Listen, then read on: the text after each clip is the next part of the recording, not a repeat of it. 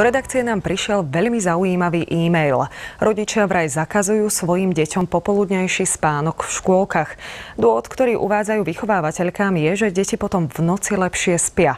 My sme zisťovali, aký spánkový režim by mali mať predškoláci a či im rodičia môžu takýmito zákazmi alebo príkazmi uškodiť. Odborníčky, ktorým sme povedali o zakazovaní spánku v škôlkach, len nechápavo krútili hlavami. To nie je rozumné. To dieťa má svoje potreby. A tie potreby treba rešpektovať.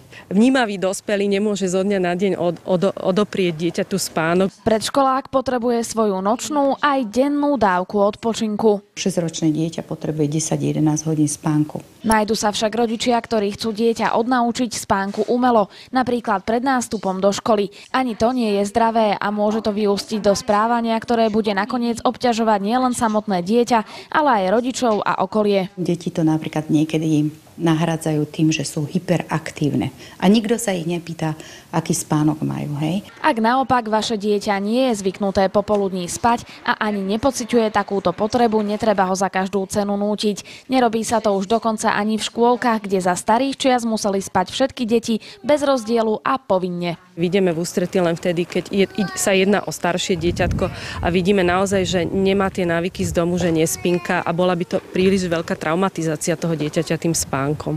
Beata Kšenžíková, televízia Joj.